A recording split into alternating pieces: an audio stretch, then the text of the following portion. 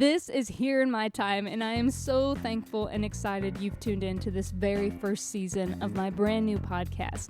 I'm your host, Lauren Hunt, and I am so honored to say that this first season of 16 episodes, hour-long weekly segments, is actually sponsored by one of my favorite stores in downtown Huntington, Indiana. Can you tell the excitement in my voice? That's right, you've guessed it, Turn the Page Books and Music Store. Rex is the owner of this fine establishment. This is the place to go if you are looking for your next read or to add to your vinyl collection. It is jam-packed full of used books, everything from fiction to nonfiction, and of course a huge variety of records from rock and roll to Taylor Swift. And let me tell you, Rex is the perfect owner because he is a music library. If you need help picking out your first record or maybe adding to your collection, this is the man for you. Whenever you walk in the door, music is playing constantly. You got perfect lighting, you've got the wooden floors. It's the perfect vibe to enjoy your day in. So make sure you stop in and visit, and also follow him on Facebook and Instagram. Thank you so much, Rex, for your support. It means the world to me. Now on to the episode.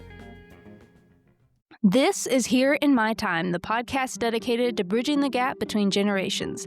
I'm your host, Lauren Hunt, a local personal journalist, photographer, documentarian, and a lover of people and their stories, located here in Wabash, Indiana. Today, we are documenting the life of Miss Angelina Funk, and I'm so excited that you said yes, so welcome, Angelina. Thank you for having me. I'm super excited. My goodness. So, we know each other through theater. You were my first director, and we did a little play, and not a little play, but it was a play. It was my first play, really, since high school, so it was really fun to do that, and you were an amazing director, and ever since then, we've kind of stayed close in the community of theater here. So I wanted to start with, because I normally start with all my guests, is kind of talking about their childhood. I like to document people's life. So talk to me a little bit about what your life was like, where you were born, when you were born, and your family dynamic. Sure. So I was born in 91. I feel old now, but that's all right. In Plymouth, Indiana. So about 40 minutes to an hour away from here. And then, well, we'll get to that in a second. But growing up, we didn't move or anything. And funny enough, I didn't really have the artistic background. My parents were very much, let's do sports and that sort of thing. I did music in church. That's kind of where I think a lot of Midwestern actors and Right. singers get that from. But that's where it started. Fourth grade, I had auditioned for our school Christmas program. I think it was like in, I don't even know. It must have been September, because at the same time, we were getting ready for our church Christmas program as well. And so I had auditioned for both, and I had found out from school I was in the running. And the way they did that was they put names of, like, I think it was like 3 or 4 of us who she thought was good to make it fair, Mhm. you just, it's a draw. I did not get that, but I had auditioned for church, and I did get that. And it was like, I think within a matter of a couple of days, but that's what started that. And so my singing stayed with church, not so much school. I was always so close, but not quite. The theater stuff really didn't come until high school. I don't know why. I think just because, again, my parents were very much into sports, and so I kept that up. And then going into high school, I didn't want to play high school sports, so we didn't continue that, and that's kind of where that switch had happened. But kind of flipping back to growing up, I had 2 other siblings. I'm the oldest. I've got a brother and sister, both obviously younger. My brother is 5 years younger, so he's we didn't get along the greatest, but that's okay. You always have that sometimes with siblings. But Right. grew up in sort of a big family on my dad's side, so we always had people around. And that side of the family was very much into music and all of that, but not doing it on stage, not doing. It was kind of like more at home Right. type things. So it was something that I guess I kind of seeked out on my own. I did try I think it's the Missoula Children's Theater Company. They travel from city to city and do the little plays in the summer. Nothing against them. I went to that, and I didn't like how they auditioned. It Mhm. seemed obnoxious to me, and it just kind of seemed like they wanted the loudest kids. Mm. It was a strange, again, nothing against them, but for me, I was like, And I don't know if that's what kind of pushed me off from doing theater for a little bit because I was like, is this how it always is or what, what's Right. going on? But yeah, so I did that in high school. Like I said, that's when I kind of did more theater. I did choir. My first year, I didn't do show choir. I didn't think I'm a terrible dancer. I really am. So I was like, no show choir. We'll do regular. And then my teacher was like, oh, can you please audition for show choir? I was like, I still can't dance. I don't know that I want to. Then she talked to my mom, and then kind of went about that way. So I did show choir. We didn't compete or anything, but we did stuff locally. I think every year, almost every year, we went up to the local news station and like did a little Christmas special that went on. I can't remember if it was Christmas or maybe Christmas Eve that they showed those. And then I didn't do stage theater until my sophomore year. And so every year after that we did that. And we were fortunate our high school was really big into theater, so it was actual classes. And you could take classes for the acting part, you could take it for or like set construction. So you got to do that. And then they did it during the school periods. So when the shows came along, of course, it was on the weekend, but they had the local elementary schools come in. And so we would have a red and white cast because our school colors were red and white. Yeah. Um, and depending what cast you were in, depended on the day that you got to perform for the kids. So that was kind of fun. We did, or at least when I was in it, we did Charlie and the Chocolate Factory. We did Narnia, Aladdin, and then maybe I didn't. No, yeah. So that's 3. I can count. It's right. Yeah. So those are always fun. I don't know, it was always fun going because it was interactive. We got to go down the aisles and kind of interact with Oh, kids too, cool. so it was lots of fun. Enjoyed it. And as you gotten older, you've definitely got more confident and more Yeah. comfortable, obviously. I think that's probably too a little bit about how it got started in high school because you kind of started getting more confident. You're around it a lot more too. You talked about sports. I mean, you're a huge hockey fan now, so I feel like that's kind of continued on. What kind of sports did you play? So, hockey was one of the ones that I wanted to play, but unfortunately, we didn't really. I think South Bend maybe had stuff, but with 2 working parents, and if you know anything about hockey, it's 1, it's super expensive, and 2, you're having to travel everywhere. So I didn't do that, but they started me in soccer, and I hate running, so that didn't last long. Although funny enough, I ran a year of cross country in junior high, but that was because I didn't want to play volleyball that year, which I had played 6th and 7th grade, and then 8th grade, I decided to run cross country. But I did do T-ball and softball, like, since you could all the way up through my senior year.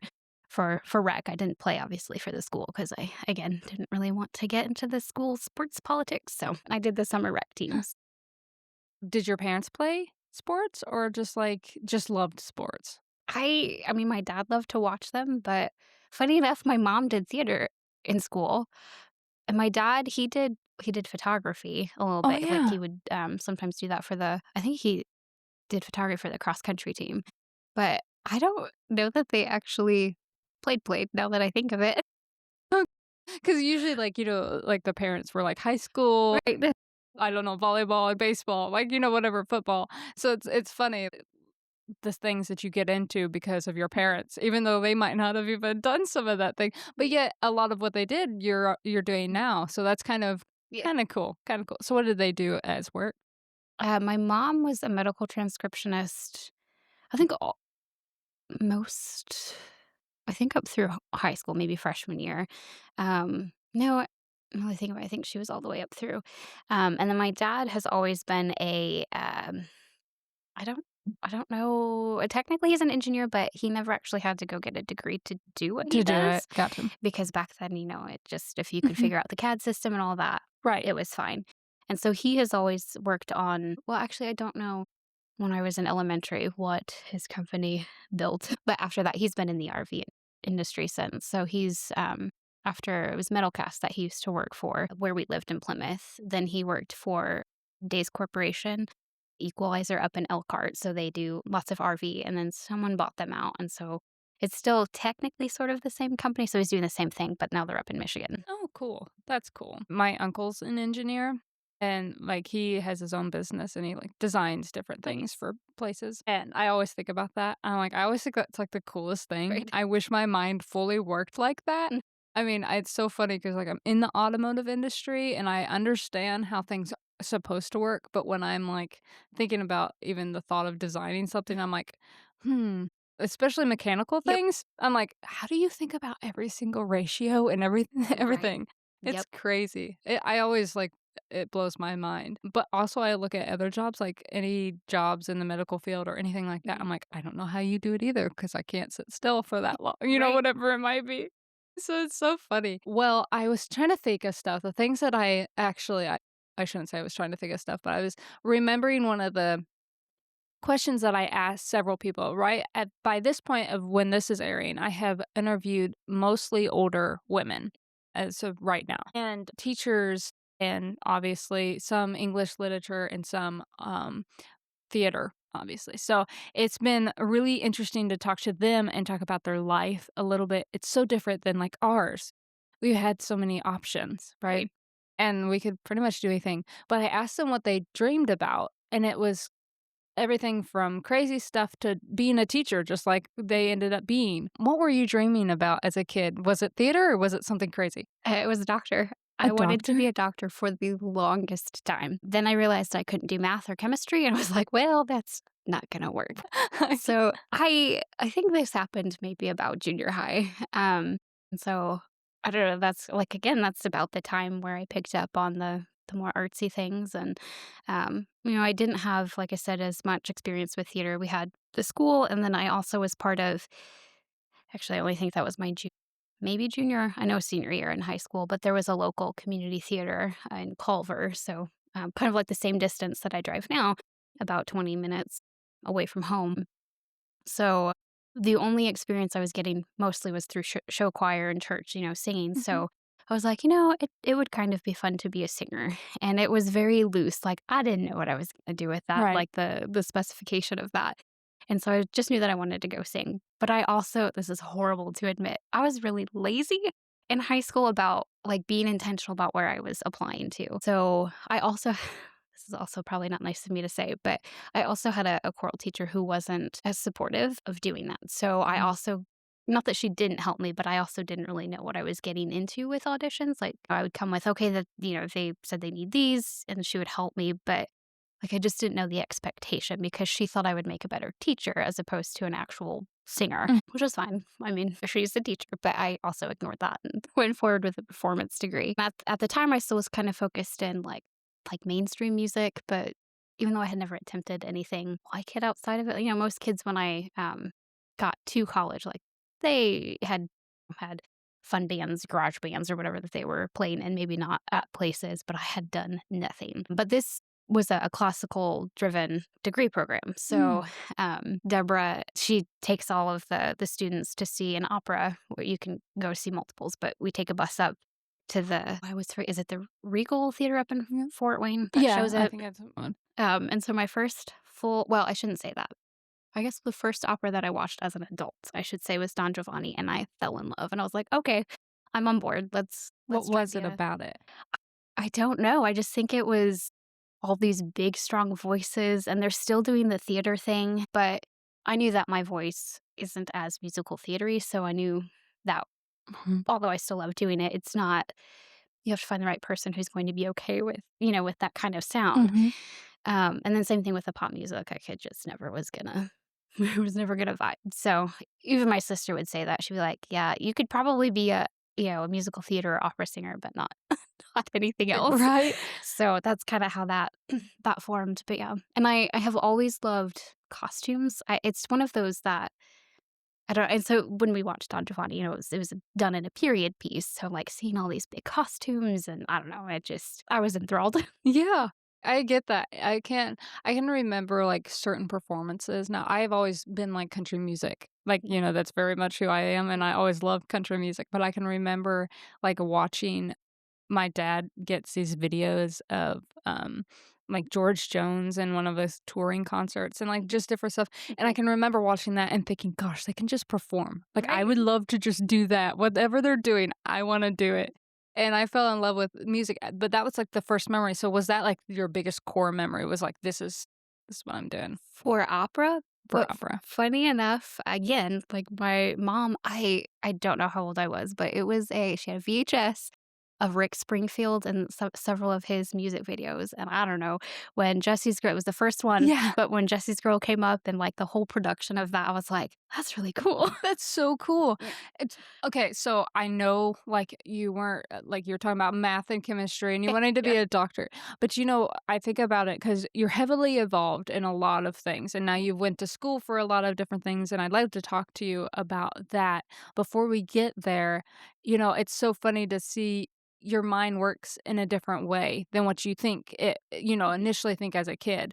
And I feel like you kind of fall naturally into something that you love to do, and it comes so naturally to you, I guess is the best way to go it.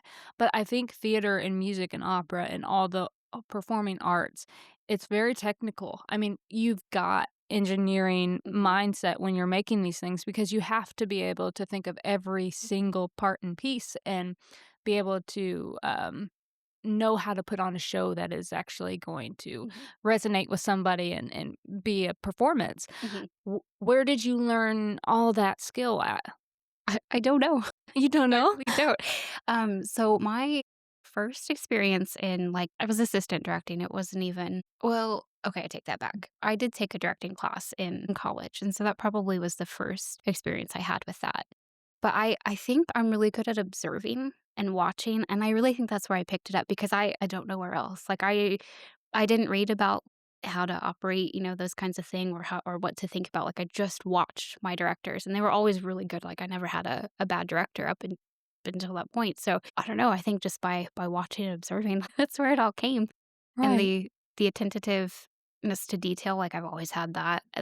So I think that's just helped. It was a natural ability I have and it works when you do these kinds of things. Right.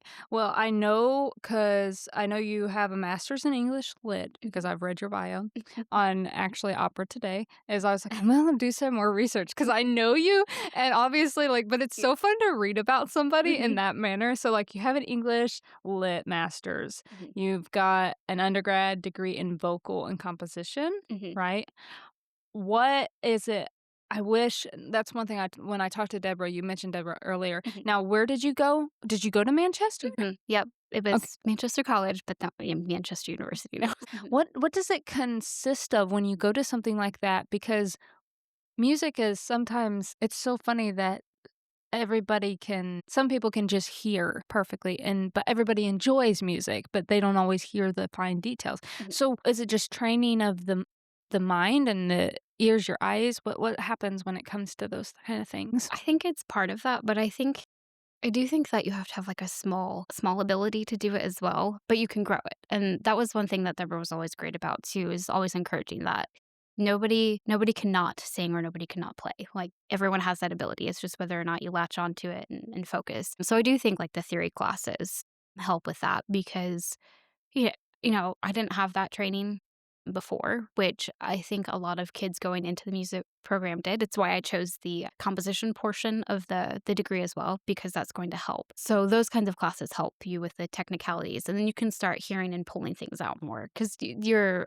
final to exit out and get your degree, you have to have this huge test. And some of it is just you have to listen to instruments, you have to listen to music and know who the composer is. So yes, your ear is getting trained, but, I think as long as you have the ability to like it and want to do it, that Mhm. it'll come easy. Can you explain what composition really is? Putting notes together.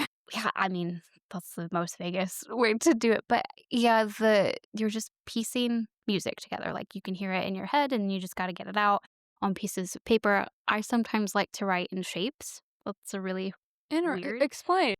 So I'm definitely I like to sit down with blank staff paper and sit, and so Mhm. sometimes I would just have a shape or movement, and I just write in notes, and then I would go play it later, and then if I needed to fix, so it actually fit into a key, go about it that way.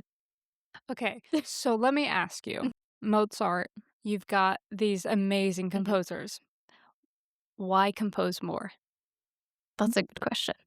I think because composing is about personality too. And so while we have these great composers who are phenomenal, Mozart's actually one of my favorites. I love Right. to sing his stuff. I think you can also see personality in everybody's music. So that's why you continue to compose, or your audiences change, or feelings change, or how things are processed or changed. And so Right. you continue to write. And I know right now some of the big talk is a lot of the composition going on right now is more, it's all done on the computer with, Auto yeah, tune, stuff and like that. I mean, they're not fake instruments. Somebody's uploaded real ones, but they're not actually getting with real instruments or real people to do it. But I still think that's also a reflection of where we are at as a society as well with our music consumption. But I mean, that's just a small portion. We have people who are still writing operas and, the more quote unquote traditional way. But there's nothing wrong. Music is music, right? So Yes, it is. No, I like to yeah. ask that question because I wish I would have asked it to Deborah. The beautiful thing about composing, I write songs, but I don't write it in the way that you guys write it, Mhm. right? It's just simple chords I play by ear. I can't read music. I know if I just sat down and actually done it, I could Sure. read music, but I was never interested in being that focused because I just loved music. I just Mhm. wanted to be a part of it. Yep. So it didn't really matter what it was really doing. But when I sit down at the piano, when you're sitting down with this idea, sometimes like a melody comes in your head or Mhm. just a certain, I guess, just a certain sound or a feeling that you want to bring to a Yep. song. What do you think? You talked about how when you're I'm just putting you on the spot, but this is just fun, interesting stuff. But when you're composing something and you talked about how, you know, your feelings change, which affects your music. What is that connection between feelings and thinking of a note? Like, do you know what I mean? How did we get to that point? What do you think? Oof. Oh, yeah, this is on the spot. Well, I mean, when you're more in a mellow or more of a sad mood, I don't know, I'm thinking lower notes. And then when you're Mhm. higher, they're, chirpy and cheery, so it's higher. But then if you know the different scales and things like that, you can or modes you can kind of pull in. I guess I don't know. I think it's just also one of those you sit down and it's like, I'm gonna focus on this half of the staff or you know, um I don't know. That's a really, It's just really hard question. interesting, Yeah. but it's just interesting wow, my goodness. Interesting things that just pop in my Mhm. head because I'm like, just you wonder how some of the things just happen, and, like, now we've analyzed almost everything. Yep. You know what I mean? So, Right. like, we're just trying to figure out where this came from and what was Mozart thinking when they was Right. doing the like, you wonder what was going Mhm. through their heads. Right. Like, it would be really cool to have a diary of Mozart that was going through when he was writing certain Mhm. songs, because you wonder what happens with that. It is an art of telling without Mhm. words when it Mhm. comes to classical music until they write words with it. Right. I love when I can sit down and listen to classical music or just be doing something that's very calming and not in like the trendy way of Sure. like saying, "Oh my goodness, here this is the whole vibe," and like we're gonna listen to classical music all day and feel so fancy. No, it actually takes you to different places in your mind that Mhm. it just unlocks things because you're not so much focused on the words, you're focused on your feelings Mhm. within in the song. What I guess when you're talking about opera, you've got very bold and beautiful sounds and music coming up, and then you add these beautiful words that is so full of vibrato and just goes through your mind when you're singing something like that. Are you thinking of the words? Oh, yeah. Oh, yeah. Because I mean, it's like theater, you're acting, except now you're also you're also singing in a different language. So there is also that, "Okay, I've gotta make sure I'm singing the Italian words, but then what do those Italian words mean?" Because it's the same feeling, you just don't wanna sing them Mhm. blandly. And I remember in one experience, with a director, and this was from professional, director, she had said that one of the things that a lot of opera singers struggle with is the acting portion because, they focus so much on technique that sometimes that like, they know what they're singing, but they can't internalize it, and that's not true for, Right. every person, but she had said a lot of young opera singers, that was one thing that they had struggled with, and so I don't know if it's because I started with musical theater, like, I always thought about what I was singing and then tried to put feeling to push out for so definitely that's something, and it takes off an edge off the nerves. If I can think about something else, I'm not thinking about the people who are in front of me. Right. I feel like everybody has their own system whenever Mhm. they're performing, whether you're in church or whether you're on a Mhm. stage, on theater, or whatever you're doing. I feel like everybody's process is so different. Mhm. So it's funny for me when I'm up there, there's times where it's so easy to stay out of my head, and then it's absolutely so hard to not be in my head and, like, not thinking about messing up, not thinking about stuff Right. like these little things. When you were in school, this might be a silly question, but there a conversation about how to perform almost mindlessly with intent, if that makes sense, where you're not so focused on making a mistake, but just performing and jumping into the song or the words? Um, Or is that something you just learn to do? I think it's something you learn to do, and because Deborah was my, vocal teacher in Manchester, so we have a good relationship. But I can't remember if we ever had a conversation about that specifically. I do think it's something you learn. You learn that it's live music. Mistakes are gonna happen, Right. usually a nightly basis. The key is not is not showing the audience or whoever you're singing for that you did mess up. And I mean, there one of my recitals, I blanked on the German and made up a bunch of words. And we have we had a really strict professor who was known for making sure that he knew what you were singing about, so he could question you later about it. And he didn't even notice. So, That's cool. That's so cool. I know so that's so fun. Is That's what I love about performing is like, yes, you can either give in to the, oh, this is very awkward. Mhm, I'm messing up. This is horrible. This is whatever. How do you, when you're in those moments where you know you're kind of improving, right? mhm. Whether you're performing a play or singing, how do you keep from just not getting just frustrated? Like, what do you try to do? Do you prep yourself? Like, what kind of I get aggravated. So Oh. I get really this is just an example for me, but, like, even if I'm just singing in church and I know that note was bad or I know this is not resonating the way I want it to Mhm, resonate, and then I sit down, I'm just so frustrated that I didn't say the right thing or do the right thing. But as I've gotten older, I've gotten better. It's mhm. just there's some moments where you really want it to mean something, too. So, like, I guess how do you cope with stuff like that? I don't know. I think again, this is maybe just part of my personality, but it's one of those like, well, it happened. I can't go back and fix it. So I've got to figure out where I'm at because that is too part of the. Oh no, I've messed up. I've forgotten. I was like, well, okay. Where do you know that you can actually get back on track? And so I guess I'm looking ahead to making sure where I can jump Right. back in. But yeah, I don't know. I think I've always been just a little bit too easygoing. So it's like we're moving on. There's moments where I'm like that, like, it's Mhm, just, okay, it's whatever, I can laugh it off. I'm usually really good at laughing it off even when it's happening or when it's doing that, but it's afterwards when I'm just processing everything that happened that day, mhm, I'm just like, "Oh, man." mhm. But some of that is just we talked about being clumsy Right. earlier, I'm just a clumsy person, so, like, everything that I do becomes clumsy Mhm, sometimes. I love that. So, I guess I was gonna talk to you a little bit about this because you were talking I wanted to talk about the, English literature. mhm, Why English lit when I mean, I guess a lot of people go into that when they love sort of the arts and the mhm. things. Was that a focus? Like, you're just like, "I really like literature, and that's what I wanna go into?" Yeah, so I have always been a book reader since I was little. I was the one getting in trouble because I had a flashlight in my bed and was reading when I was supposed to be asleep, or, holding up the book to the crack in the door, trying to read and then getting yelled at because, my mom peeked in. I was Right.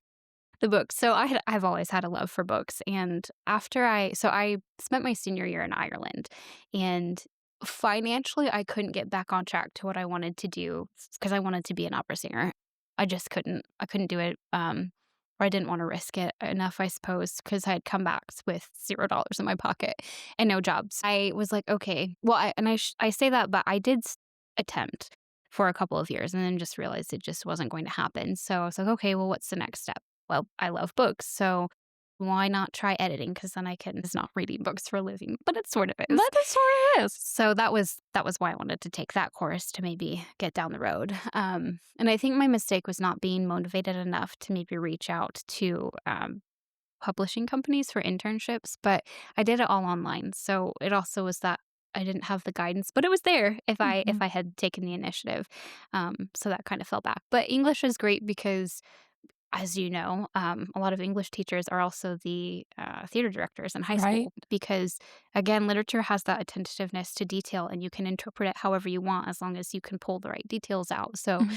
it's not so different from, script reading or, that Right. sort of thing. So it kind of fell into place. Right. So you decide to go to college, get Mhm. these degrees. You're wanting to become an opera singer. You're practicing, you're staying focused. Yeah. This is a little bit different you in probably college is just a little bit more determined in your mind of where you kind of want to go in your life and you're kind of finding your way. What are you doing in order to get where you want to be cuz me both you and I we're very artsy people, and it's a creative life that is very hard to navigate. Mhm. So, what are you doing now, and in that time, what are you kind of doing to, I guess, keep it on track, but still trying to be with your feet on the ground? You're kind of Mhm. up in the air, but your feet are on the ground. Kind Sure. of, if that makes sense. Yeah, so I've kind of changed. I love singing, don't get me wrong, but I think I've learned a lot about myself through the different experiences of performing. I've assistant directed things, and again, I love singing, I love doing it, but I think my forte is more in the technical things, and so I don't have a desire to be an opera singer anymore. It'd be great, but I guess I'm not on that path anymore. Mhm. Before I was regularly still seeing Deborah for voice lessons and getting on that. What I was the just switch? Do you know? Was there a moment where you're like, I don't know? I think just when you for any singer, like it's not that there's an age limit, but there kind of is. And so I was aging out of, so probably late 20s. I was aging out a lot of the contests that you could do for opera. And I never entered any because I didn't feel like I was good enough. Because I didn't have that technical continued background. I didn't go straight from my undergrad to master's degree. And you kind of have to do that with opera. I'm sure there's some opera singers out there who didn't follow that traditional path.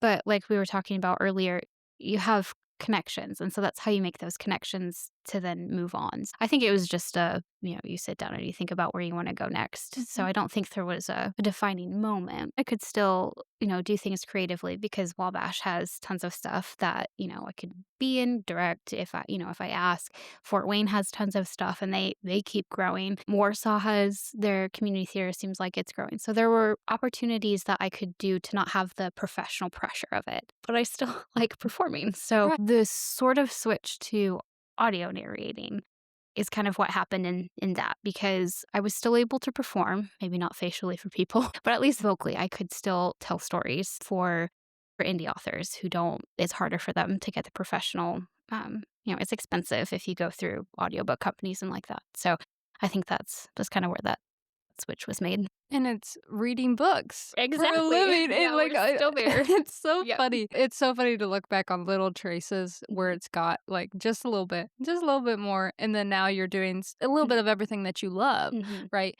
So, you are an audiobook reader, and I find that fascinating because the inflections of your voice change so much within a story. Now, I wanna ask you, because I've always wondered, okay, so when you get a book and they say, "Okay, here, this is what you're gonna do. This is the book we need you to read," whatever it is, do you read it first and then record and, like, get your bearings, or do you actually, like, just read and process as you go? Hopefully, some of these authors who I've narrated don't hear this. Oh, no. But it depends on the time that I have. I try to read the books ahead of time because there is sometimes there's information you need to know in order to voice your characters. And so it is really dumb of me for the books that I don't do that. I've been fortunate enough though that I've not run into any issues with that. But it's kind of cool to not read it because then you're kind of getting the same reaction like not authentic, but like, the Mhm. first reaction usually as you're reading. And I had watched some other narrator, like not a full scale. I think he's climbing, but he said the same thing. He doesn't do any prep. He just Really? goes into it cold, and, I do that more than I should, but it's not what I want to do. Tell me your style of reading because so many different narrators do this, do Mm. different ways of just reading it flat, or just are you actually, like, changing your voice for each character? Are you what's your method there? Sure. So sometimes it depends on the authors. In the auditions, they'll kind of tell you, I want different voicings, or, they can be different, but they don't have to be like super different. So I've done a little bit of both. And as much as I love doing this, I really don't know why I get some of the books I do that have a lot of male narrations, because I naturally have a higher pitched voice. Yeah. And so when I narrate, I drop it because that's kind of the standard in the Mhm. audiobook world. So then having to drop it even more for male voices is really difficult. And one of the first books I did, it was dual point of view. But because, these are indie authors, they can't afford two narrators. So I was having to do both the male and female. And the male character was a biker. Oh my gosh. And so I was like, why? Why was I mean, I enjoyed it. I feel honored because that actually went through a small publishing company, but I was like, hey, I have a very high pitched and young sounding voice. I'm not, it's fine. Again, I'm thankful for the experience, but I sometimes wonder why why I'm being chosen for books that have a lot of male narration. And over the years that I've done this, I guess it's not been that many years, but I have just decided not to do dual point of views with male voices because it's also hard on the voice. Right. Well, that goes with your vocal training, Right. which is so cool. I find it fascinating. I'm just, like, thinking about everything we've talked about. I'm like, it's just leading you all these different ways. When you decided to go into audiobooks, was there a reason? Was there was like, "Oh, that's an opportunity." Did you think of that before? What was this mindset? So I had thought about this in high school. Really? Yeah, but it was again one of those where, oh, you have to go to a studio to do this. And we're in rural Indiana, Right. with Chicago, maybe. And I just knew that talent wise, like I wasn't going to be picked up anywhere. But then one of the guys who does local theater here, uh, I had mentioned it again to someone because I think sometimes the bugs in our phones and computers like read our minds because it had Yeah. been something on my mind, and I had seen the platform I go through is ACX, and I had been getting a lot of ads for that. So I was talking about doing those, and he had actually done a couple books, and he's like, "Oh yeah," he goes, "it's easy. Just if you have questions, let me know." I was like, "Okay." So he kind of was the final push to like, "Okay, yeah, let's do this," because I love performing and I was jumping show to show, but I also kind of wanted. I love chorus work. It's fine, Mhm. but I kind of wanted to do more. Mainstream. Yeah.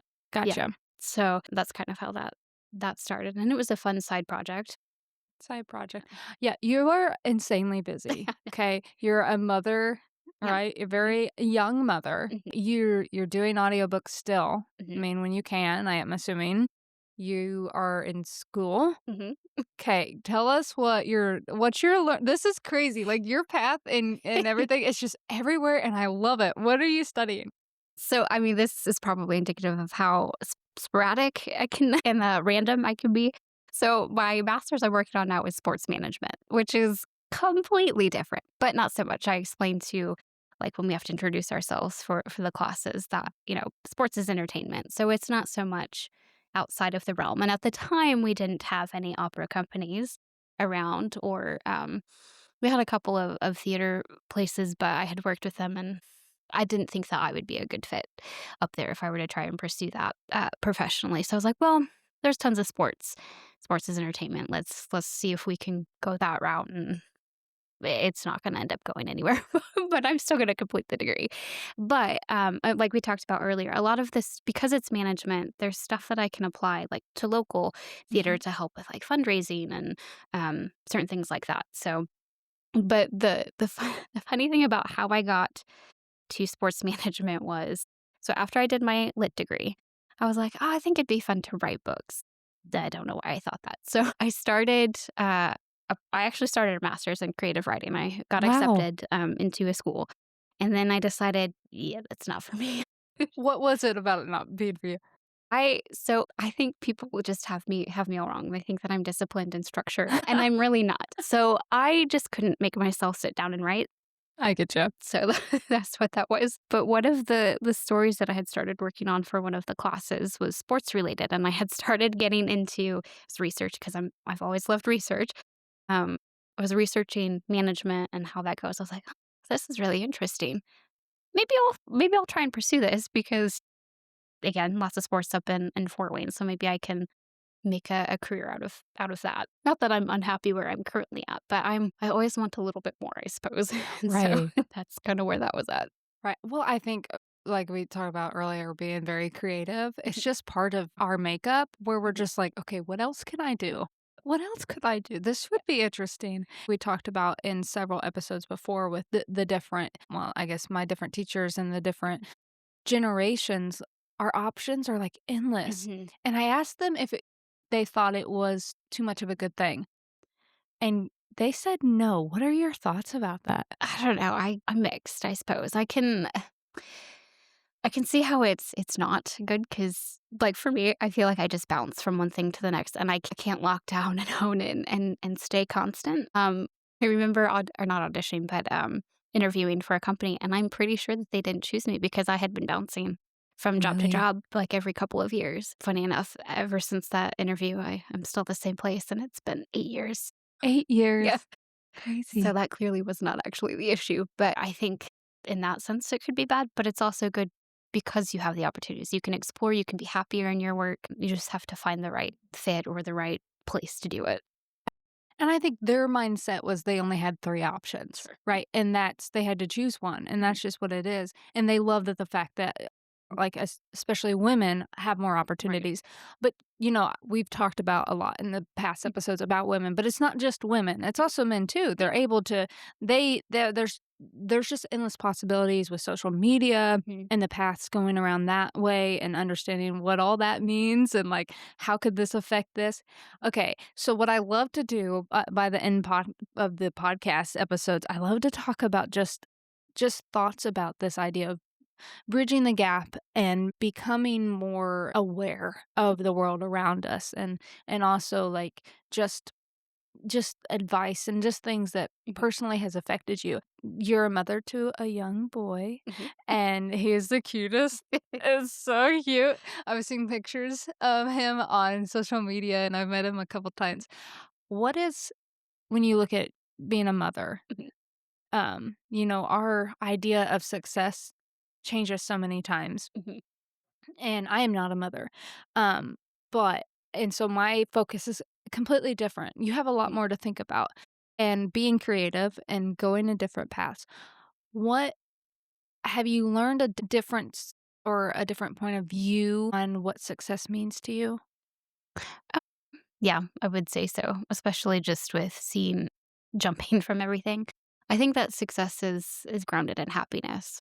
And I know lots of people say, money can't buy you happiness, and I think that that's true. I think that as long as you're happy doing what you want and that you're not stressed or that I suppose there's some level of stress to get Right. to that, but as long as it's not continuing to stress you out, that's what your success means, that you're happy, you're able to not necessarily step away from work when you can, but it just doesn't take over your emotions and then, like, you don't take it home. Right. It and I say that with a caveat, I suppose, because, like, if you're in the theater, of course that comes home with you. That's what you Yeah. love to do. Right.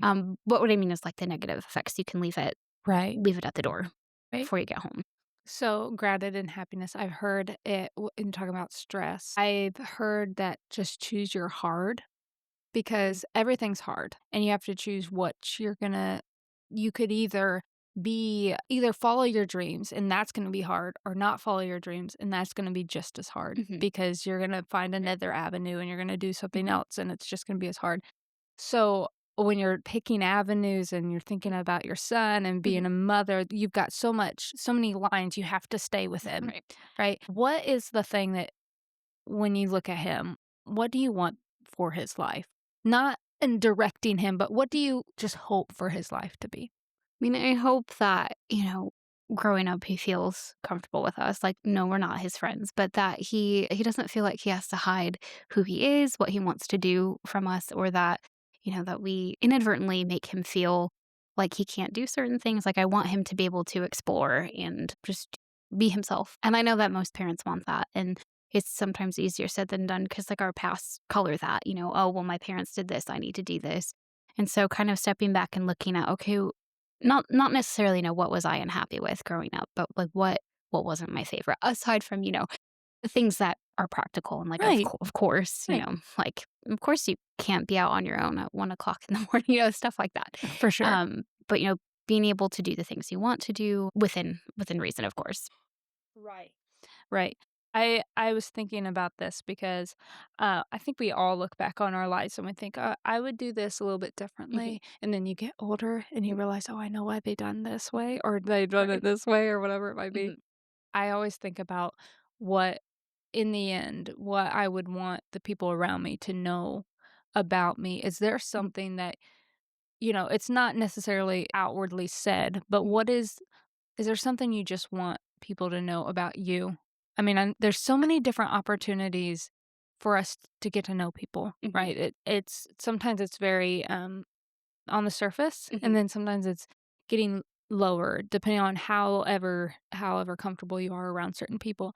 But when I say that, I think about what you just said about what you want your son to know and hopefully feel Hmm. and understand. Is there something within your realm of your mind that you just hope you're remembered by or just thought of? Sure.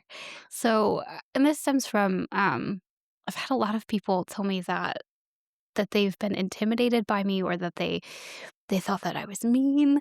And unfortunately, I think that's just my introverted ways, and so I Mhm. tend to have the straight face, and I don't look interested in things. And so, um, again, like you had said, once people get to know people, it's a little different. But I mean, it is genuine. Once people get to know me, like I care about other people probably a lot more than myself, which is sometimes a little detrimental. But like I always want the best in people, and so even if people come from a shady past or you know things have gone wrong or they've done things wrong, like I honestly don't care. It's about who you are in the moment. So like if I come off standoffish and stuff like that's to look a little deeper, like Right. not necessarily look a little deeper, but like stick around, get a chance to know someone before you make those final decisions. And so I guess because I've had that happen to me quite a bit. And funny enough, these are people thankfully who I've become friends with down the Right, road. They right. were like, "Well, when I first met you," I was like, "Oh man, I didn't know that, but okay, Right, good to it could know." be anything, like, that's serious, though, to Yeah. you, and that's the thing is you want people to feel comfortable, Mhm. and I feel like we've lost so much as connected as we are with social media, Mhm. texting, and you can get a hold of anybody at any time, Mhm. right? And your phone goes off and you feel like you have to get back Right. to them, whatever it might be. I'm also horrible at Mhm. texting back, so to the friends that have texted in the past, like, 2 weeks, I'm so sorry. But the idea that we are so connected that we're almost lost connect people, Yep. and I've noticed that our generation, okay, is starting to slow slightly down, Mhm. okay? I think it's because we've been around technology our entire life. There's always good to everything, but there's also a downside in moderation. You need to Right. understand, stuff. What do you think in our lifetime, where do we hope that our life will be, the world around us will be? What do you think? What do you hope for our society? People just I mean, kind of like what I just said, people just get to know each other more, not just by being friends on Facebook or other social media accounts, but like taking the time to, and I need to get better about this too, but like knowing your neighbor, that sort of thing. Funny enough, I just read an article this morning about how lonely we are as a generation Mhm. because we have everything at our fingertips, but then nothing next to us. And so just, I guess, taking the time to even get to know or the older generation, taking time to sit with them, listen to their stories, and get to know them because they're people too, and they're not as adept with or most, I guess I should say, not Mhm. all. Some Right. are No, some are right. perfectly fine, but they don't want to have that connection with social media, so they need people. I mean, we're all detached or are okay with just texting or calling each other. Like you lose the human connection. Right. So I would love to see, like you said, slowing down, and I don't know. Maybe it was just terrible for podcasting. Maybe a big technology crash needs to No, I happen. think if that's it, Yeah. honestly, if you can't handle, like, Yeah. listening to a podcast right now, turn it off. Like, Right. that's really what it is. Mhm. Everything is good until it's not. So you have to really know yourself. I have to do that all the time Mhm. because 'cause I'm a vivid and, like, person that I just take in a lot of Mhm. different things. and I like to learn. And vigorous is probably a better word than vivid, but because I'm vigorous, I'm very vivid. So there we go. There you go. I think about that as like sometimes I just have to turn it off. Yep. So much it becomes noise instead of something Mhm. that's actually food for thought. Right. Right. I love that. I hope Yeah. that our society starts to Mhm. kind of go backwards. I mean, it already is Mhm. records and getting back to CDs, even just Mhm. in music in general. So, we're going to end this Mhm. podcast with this last question and kind Mhm. of thought because we're just ended about thinking about the records and stuff.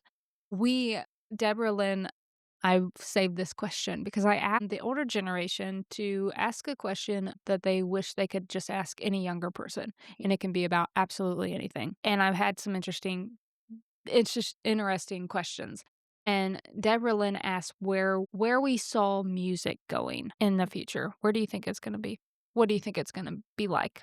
I think it's gonna crash and then go back. Like we kind of talked about earlier, like a lot of music is just done on the computer now. It's not I say that with a caveat because there's lots being done with actual instruments. Right, right. But I think okay, I'll rephrase it. Mainstream. Mainstream pop music, yeah. I think we're gonna find that I don't know, that people will get tired of it maybe, and they want to go back to the roots, kind of like with the records and they just want the way things were done before.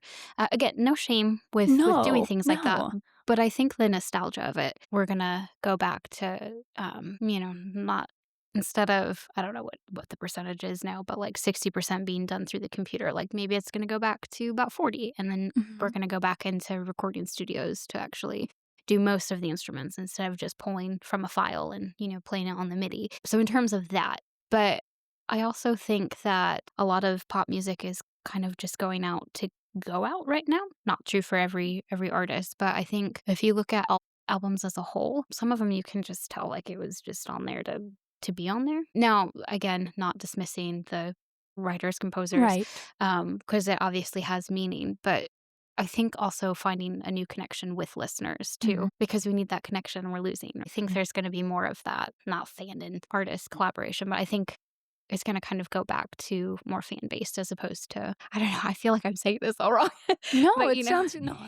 I um, mean, like, I don't wanna insult anybody, that's not what I mean, it's just my current, how I feel about pop music right now, I guess I'm imprinting on that, but I do think it's gonna go back more yeah. to more self and as opposed to writing for the big companies maybe and we're seeing it already where artists are doing their time with who they signed with and then they're breaking off and forming their own record companies so that way they could get what they wanted. So I think we'll see more of that. Yeah, I like that. I hope so. Yeah. I think that's a good healthy way because, you know, finding your roots and I'm noticing more storytelling within Mhm. songs, even just on the radio.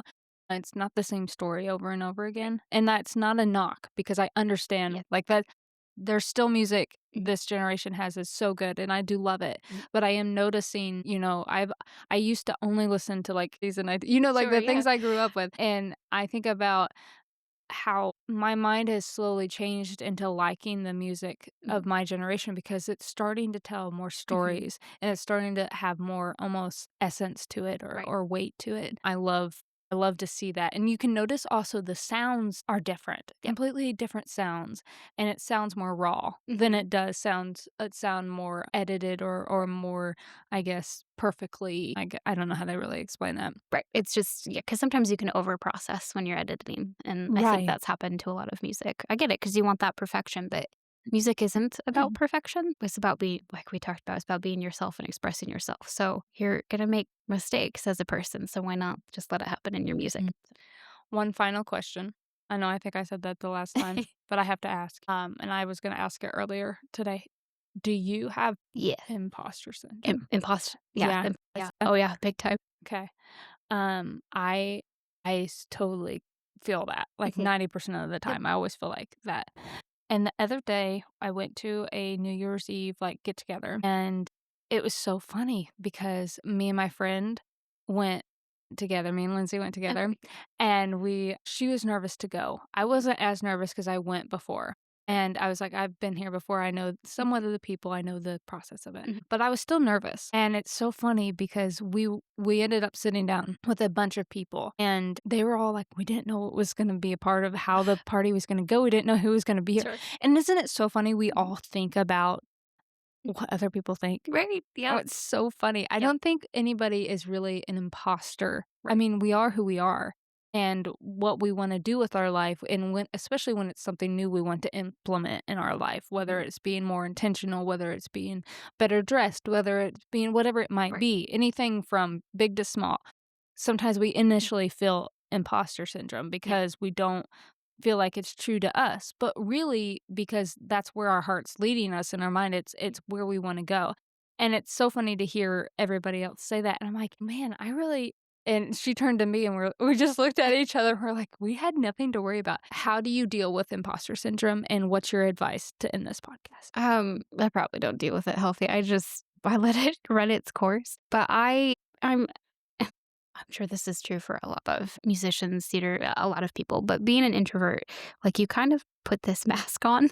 And so that's part of imposter syndrome. And so unfortunately, that's what I deal with. So my advice is, and I need to take it, is to just let it go. I mean, it's okay to admit that you're nervous in a situation or you don't know what people are talking about. Because odds are they're going to start to talk about what you like. Because I think for imposter syndrome specifically is when, I love musical theater, I love all that sort of stuff, but there's a lot of stuff that I haven't seen.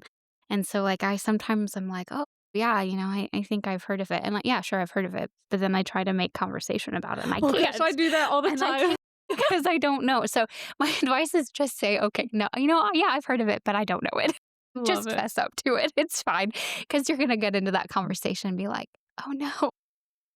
My gosh. Yep. I genuinely love our conversation today. It was so much fun to just kind of talk Yeah. about a little bit of everything. We were Mhm, I love when I get to know little nooks of people's mhm. life is what I call it. And Yeah. I always love to hear these little interesting side note Mhm, stories. And I talk about like some of these like more inner thought questions. mhm. And I like to say it and ask it when they're not thinking about it Yeah, because it's always fun to see where their mind yeah. initially goes. And some people say exactly what's on their mind and some people try to think of something else Right.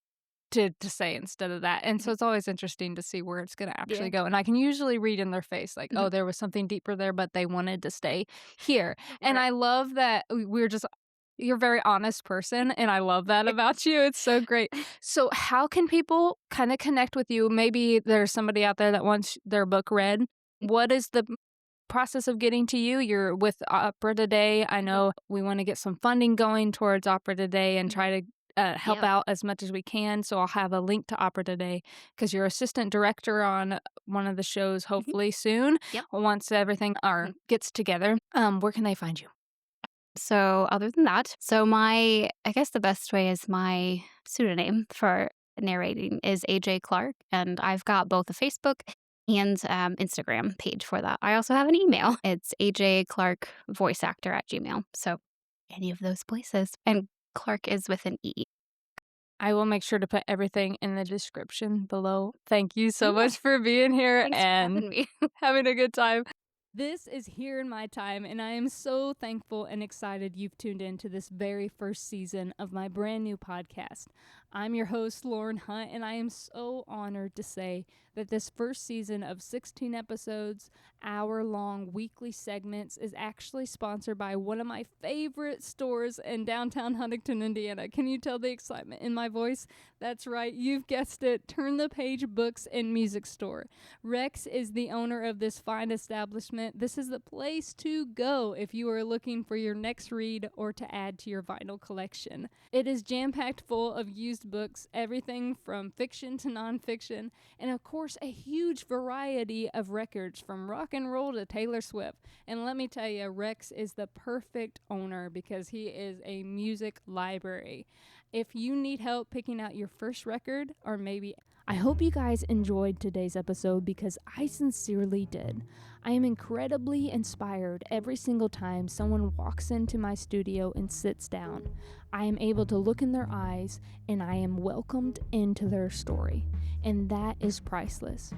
It is a great honor and also a great responsibility to think that when they said yes to come onto my podcast, that meant that they trusted me. They trusted me enough to allow me to help tell their story, and to me, that means the world. So thank you to my guest. If you'd like to connect with my guest, if they left any or mentioned any of social media or websites, it will be in the description box below, as well as on my Facebook and Instagram if you want to see what they look like. I have a portrait and a small little write-up along with anything they mentioned within this podcast. So I hope today that you have been inspired to look at your own life and to see that just living your life is important. But I want to inspire you as well to actually document your life. You have an importance in this world, and I want you to use your voice. So it doesn't have to look like 6 pages in a journal or being on a podcast. It can look like a line a day. If you'd like to connect with me, make sure you head over to hereinmytime.com. That is where I have a bi-weekly blog, as well as some of my portfolio work with photography, and where you can also contact me through email at hereinmytime@gmail.com, as well as follow me on Facebook and Instagram. This is at Here in My Time as well, here.inmytime for Instagram, and I have weekly content. Thank you so much for your support. It means the world. And until next week,